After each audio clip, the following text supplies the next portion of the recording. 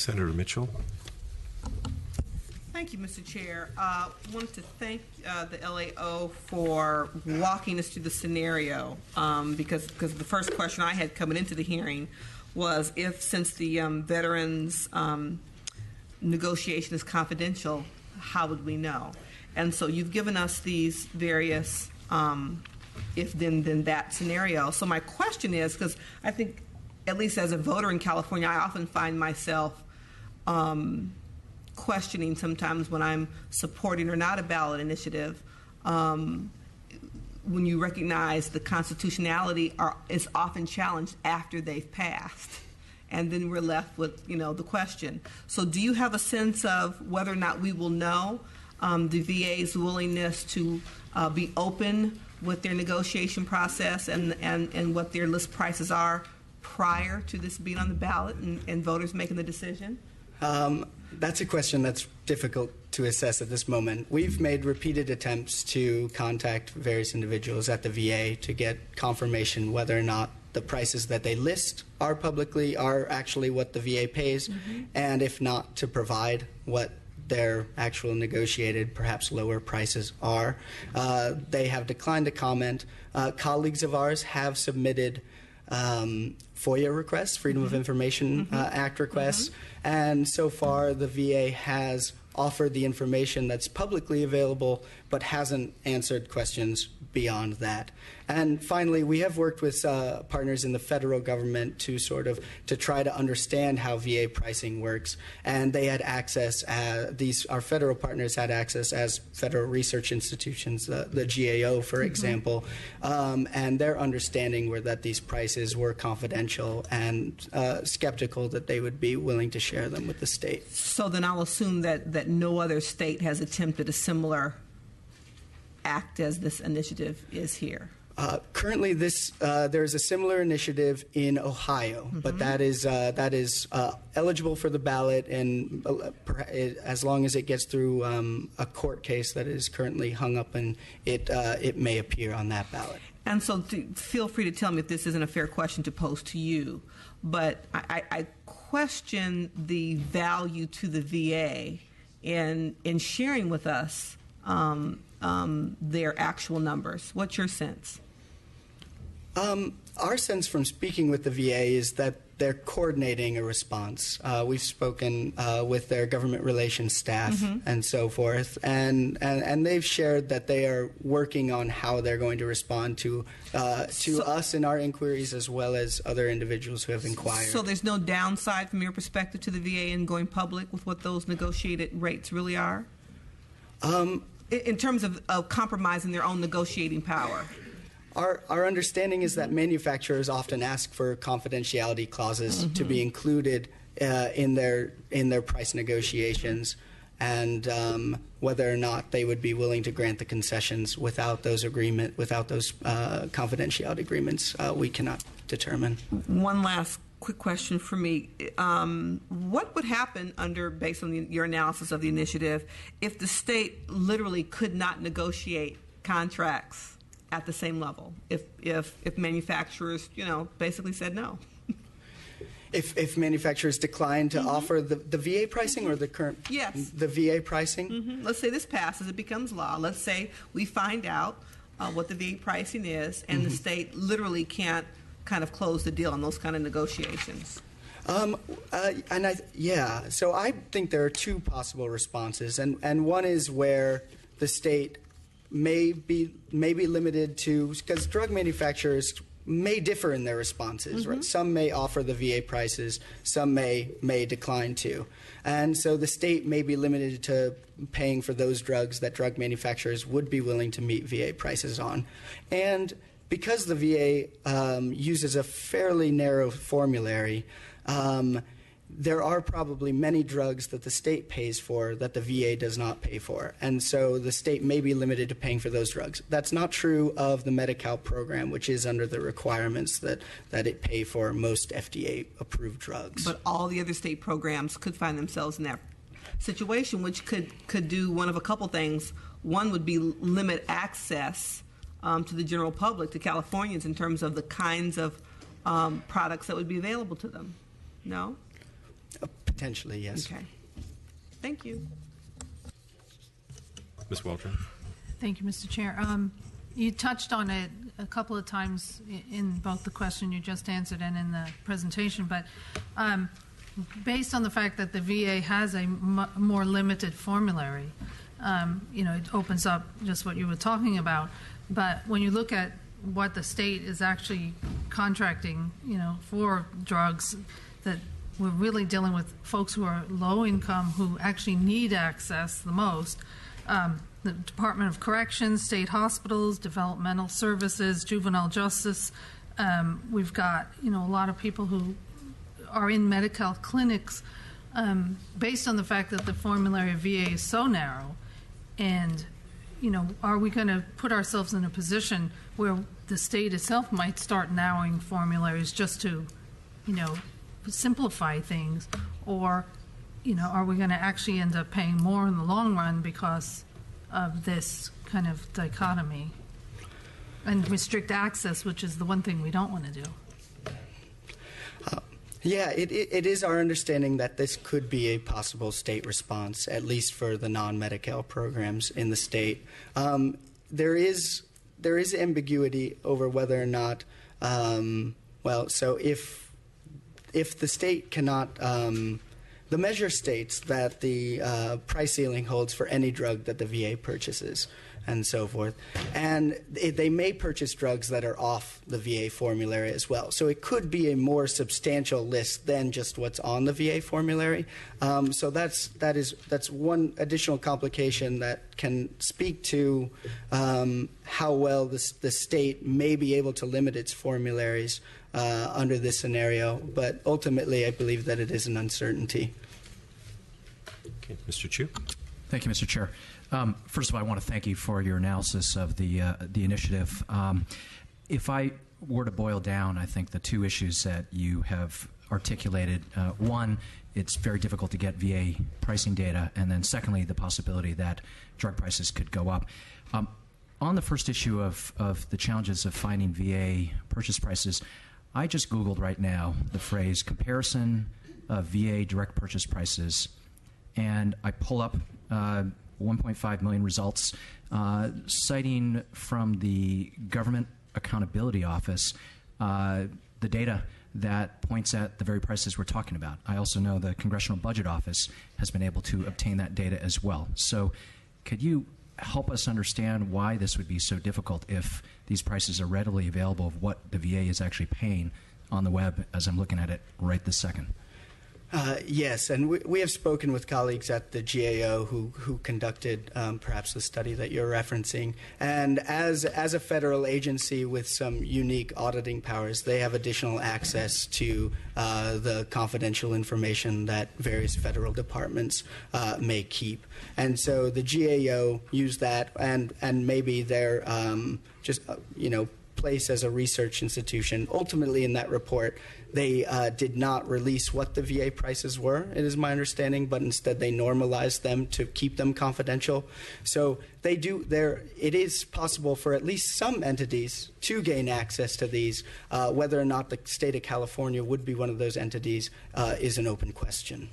So you're saying again that these are the major auditing agencies for the federal government are able to obtain VA prices so all the public can know right this moment. I'm actually literally looking at the specific prices for specific medications.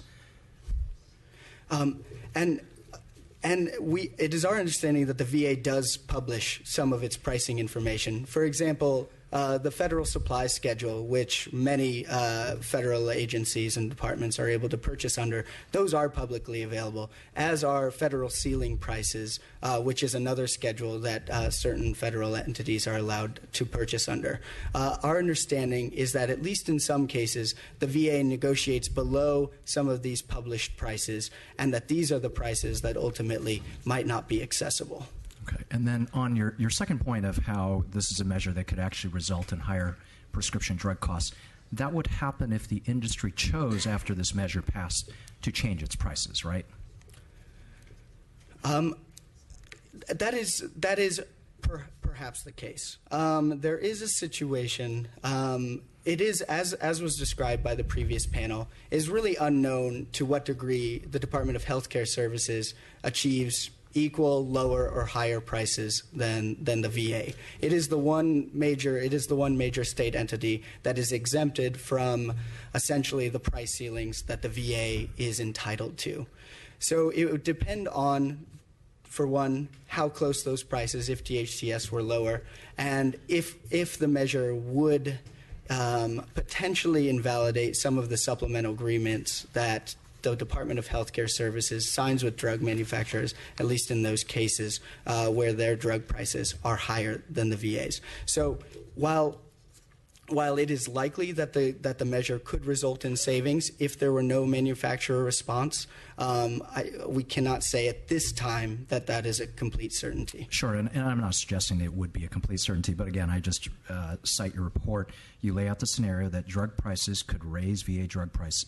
Drug manufacturers could raise VA drug prices if this initiative were to pass, given the new pricing benchmark rule. And it says to minimize reductions in the revenues, drug manufacturers may elect to raise VA drug prices. I guess my point on this is, with prices so high, what could we, what's the harm of seeing if we could do this? And let me just give an example from hepatitis C. I think all of our colleagues will remember last year, Governor Brown proposed in last year's budget, at the beginning of the budget year, an additional $300 million for hepatitis C patients for the $1,000 pill, $100,000 treatments that we're talking about. That money would have only helped about 3,500 patients. And there are over 200,000 Medi-Cal beneficiaries in California today who would not have access to the drug because of how high it's priced. And essentially you're saying that if this measure were to pass, the prices might go up even higher because the drug manufacturers would choose to do so. We believe that is one possible response from drug manufacturers, yes. Thank you. Dr. Pan. Thank you. Actually, it's a little bit of a follow-up on the previous conversation. Because in scenario 3, it looks like you actually cited an actual event. So I just wonder if you can elaborate that. So because you mentioned here, and I believe I don't remember the details. I sort of vaguely remember this happening too. Because I think previously there was an effort to actually link national Medicaid drug prices with VA drug prices, and I forgot what year that happened. And then what happened? And then I understand what happened is actually the VA prices went up, and then Congress actually then delinked them. Can you perhaps give us a few more details to what exactly happened, just for reference? Yeah, so the act that actually linked the two prices was OBRA, and that was in, I believe, 1991. I'd have to get back to you with what that act actually stands for when it's spelled out. But what that act did is it established best price for Medicaid programs. And so the best price is essentially that all Medicaid programs are entitled to receive the best price that's available to non-Medicaid programs or to all purchasers. They did not, when Congress originally passed that, they did not exclude the federal supply schedule from that act. And what happened is Medicaid had been previously entitled to receive discounts off of certain average prices. And so the best price ended up rising to about the level of those average discounts that Medicaid was entitled to, including, and the federal supply schedules, including this. Congress subsequently reversed that decision and then delinked or exempted federal supply schedule from the best price calculation. Okay, and that occurred. I'm trying to remember which year that was. I would have to get back to you on the year that occurred. But we actually have a real life example. I mean, this is not speculation. This actually happened. Something similar, yes. In the past. Okay, thank you very much. Any other, Mr. Thurman? Thank you, Mr. Chair. I know you made the statement that you can't get specific drug pricing costs from the VA. Notwithstanding, some member choose quick internet research, but isn't there a way to project what the impact of this measure would be if it passed just by looking at the aggregate cost of what the VA spent in any given year for drugs overall? Can you just make a projection? I know you said we cannot estimate the fiscal impact But that information has to be public on what the aggregate total cost is in 1 year. Couldn't you make an estimate, make a projection based on that to suggest what the fiscal impact might be to the state of California? That would be one methodology, but I think there could be challenges to that as well. Prices tend to vary in some predictable ways, such as to the extent that a state department or the VA, utilizes a drug a lot, and then manufacturers, for something that they purchase to a high degree, they're going to offer greater discounts, at least in some cases, on those drugs. And so relying on aggregate or average data is a little difficult, since the buckets of what the different purchasers are actually paying for can differ so much, in addition to the individual prices of those drugs. I hear what you're saying, and I know that there's a value in having detailed comparison, drug by drug, side by side comparison. But I think people will try to make a decision about, is this a good measure or not? And some of that will be simply on, does it save the state money or not? Or will it be more expensive to the state? And if you simply looked at what the costs to the VA overall for drugs were, say, last year, one could make a statement whether it's a good thing or a bad thing to move in this direction, even while you're pursuing the actual detailed and specific drug costs. Yeah, and we recognize that, and we've worked on that issue, or worked through that issue some, and believe that methodology could produce perhaps a point-in-time estimate of what the fiscal impact could be, but that in light of potential manufacturer responses and divergent responses by state programs, that it is difficult to really pin down that number. While we can pin down that number with some certainty, some of these other factors create a larger halo of uncertainty around the fiscal impact. Thank you. Mr. Chu. Just a quick follow-up. I very much appreciate Mr. Thurman's questions. Could you provide to us what that point-of-time estimate might be, knowing that the industry could choose to raise their prices even higher than they are today? But what would that save us if we knew it? Would you be able to do that analysis? We could work with your staff to look at the feasibility of providing that number. That would be super. Thank you. Mr. Monning, Senator Monning. Thank you, Mr. Chair. So, not to beat a dead horse, we keep coming back, I think, to this entire proposition is premised on getting the data from the Veterans Administration. You mentioned efforts from your office to get some insight that have proven ineffective to date. Is that correct? Correct. Freedom of Information Act, has that been tried? That has been tried by colleagues of ours, and that has not resulted in any substantive information from the VA. If California voters were to pass this ballot measure, would there be any judicial path to compel a federal government agency to disclose information to fulfill a state law?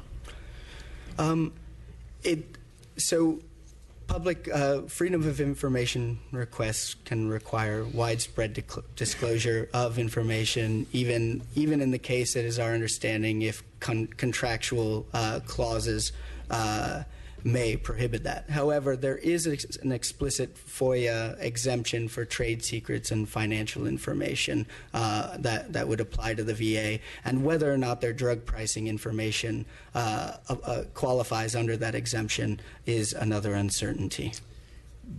But it might provide some further compelling interest in a FOIA request for a federal court to review that if the voters had passed the law. I mean, what you're saying, that'd be a factor that would be looked at potentially. I believe it could be. And perhaps you covered this, but there's no way to forecast if this becomes law. It can't compel a drug manufacturer to enter into these contracts at the rate system. They have the option not to enter the contract, correct? Correct. So then they have a choice. If this becomes law and we're able to determine or estimate the best lowest price of the Veterans Administration, then a contracting pharmaceutical company could choose whether or not, if they want to pursue contract, we could hold this law out as saying you can't charge more than this. We're setting a ceiling, but they can choose not to participate. Yes. Could we, with that ceiling as compelled by this law, could we negotiate above that ceiling if there were a compelling state interest for some emergent disease or condition where the only way we get that pharmaceutical product in the marketplace is to exceed that Veterans Administration, or would that be prohibited to exceed that level? It is possible, at least insofar as permissible under federal, well, the price ceiling applies insofar as permissible under federal law. So if there were explicit federal laws that required us to provide access to these drugs, such as, for example, in the Medi-Cal program, which there it would be likely, then we would be able to offer those at perhaps at a higher price. In other state programs, it is more questionable whether or not we could, in fact, exceed the price ceiling that this measure establishes. Thank you. It's very helpful. Thank you, Mr. Chair. Okay, thank you. Other questions? Anyone else? Just one follow-up, and then we'll move on to our next panel here. So the conventional wisdom is that the VA prices are, the VA always pays the least. I mean, that's the premise which we seem to be operating under. I think Mr. Chu pulled up a study done by the GAO comparing prices paid by the Department of Defense and the VA for, I think it was 83 drugs. I don't know if you're reading the same study there, but I found that the VA actually paid 136.9% more for brand name drugs than DOD, but DOD paid 66% more for generic drugs. So is this study, and you've already told us that the VA actually the prices may actually be lower than what's actually published out there, which is really frustrating because, once again, how do we get to understand what the prices are? So is this study, are you aware of the study, and is this helpful in trying to help us figure out, how we look at this in California? Yeah, we looked closely at this study, and it provides a good overview of how certain federal entities purchase their drugs and some of the different dynamics that go into the prices that they receive. I think it reveals that different purchasers receive different prices for different drugs, perhaps based on utilization. The VA, it is my understanding, relies a little more heavily on generic drugs, and that might help explain why they achieve the lower prices, whereas the Department of Defense, at least perhaps, relies a little more heavily on the brand name drugs. So prescription drug pricing is opaque. There is some information, such as on the federal supply schedule and in federal ceiling prices, at least for some drugs or most drugs. But it's a difficult field to navigate. Okay, great. Well, thank you very much. We appreciate you being here with us today and the information. We look forward to hearing more. Hopefully more as we get closer to the time when people are actually going to vote on this issue. So thank you very much. Thank you. At this point, we'd like to bring the proponents forward, and we're going to have a limit on the time here. So I know there's 5 of you, and so we're going to be fair to both sides. So we have 20 minutes set aside for presentation for both sides, and then questions from so how you all divide this up is up to you, but we are gonna put you on the clock. So, and to be fair, that will be the same for the opponents as well. So. Thank you, Mr. Chair. We will abide by your clock. Thank you. So, Mr. Chair, Mr. Chairs, and members, Rand Martin on behalf of the AIDS Healthcare Foundation. AHF is the sponsor of the Drug Price Relief Act. Excessively high prices for drugs has been a long-standing issue. Dates back, in our experience, to the mid-'90s when the New England Journal of Medicine started a series of explorations of drug prices that began some of this debate. For years, the poster child for excessively high drug prices was the anti-retroactive antiretrovirals that were developed to help keep people alive. And while we greatly appreciate the success of those drugs, ever since they have been implemented, the costs have been driving people into bankruptcy, giving up their incomes and their assets in order to apply for Medi-Cal programs and other drug assistance programs, force the government, as was indicated earlier by Mr. Chu, to appropriate additional funds to pay for these drugs. Since 2002, AHF has sponsored a dozen bills trying to have an impact on the material impact on the cost of the drugs, and we've supported a number of others, including, as Mr. Chu indicated, his AB 463 that failed to get out of Assembly Health last year and earlier this year. And ultimately, because of the failure to enact any laws that help to constrain the price of drugs, AHF last year said that enough is enough, and decided that we were going to go to the voters and let the voters, who are the folks who are most impacted by these drug prices, have their say on what they want the state to do about these exorbitant drug prices. So the California Drug Price Relief Act of 2016 requires the state of California to pay no more than the prescription drug price that is paid for the prescription drugs that is paid for the same medication by the U.S. Department of Veterans Affairs. And the federal law has empowered the DVA to negotiate some of the nation's lowest drug prices with drug companies. And I should point out that the federal law is pretty prescriptive, and so points that have been made by others about the ability for the industry to go back and raise prices for the VA drugs, they would run into the problems that federal law constrains them from doing so. Despite the claims that California would lose millions of dollars in current rebates, the initiative does allow the state to continue to negotiate prices that are below the prices paid by the VA if they have been so successful in doing so. Measure would encompass all drug purchases in which the state is the ultimate payer, directly or indirectly, and it applies to a broad array of California agencies: CalPERS, Medi-Cal fee-for-service, UC health systems and hospitals, prison system, AIDS drug assistance programming, and the counties. The measure would lead to drug price reductions for about 5 to 7 million Californians, about half of them who are receiving their drugs through Medi-Cal fee-for-service. And just one example of how the drug prices are so excessive, looking at Medi-Cal fee-for-service, that in just 2015, the state spent about $366 million on pharmaceutical costs alone, fee-for-service, for people with HIV. That's more than $18,000 spent per year per unduplicated user. So an amount that's far exceeds what we should be paying to provide these drugs. Drug manufacturers have attacked the measure for not applying broadly enough. We appreciate their interest in the rest of Californians, and we believe that if this becomes law, that the drug companies can take what this law says and apply it more broadly, more liberally than currently the law suggests. One of the most important points that I want to make, and I really ask you to keep this in mind as you listen to the opposition panel, is that there are a lot of arguments about why this is a bad initiative, that drug companies will walk away from California. The measure will invalidate existing agreements, rebate agreements. It will lead to increases in drug prices. It will lead to cost shifting to private insurers. It will lead to higher drug costs for vets under the federal DVA, which I indicated earlier is not possible currently under federal law.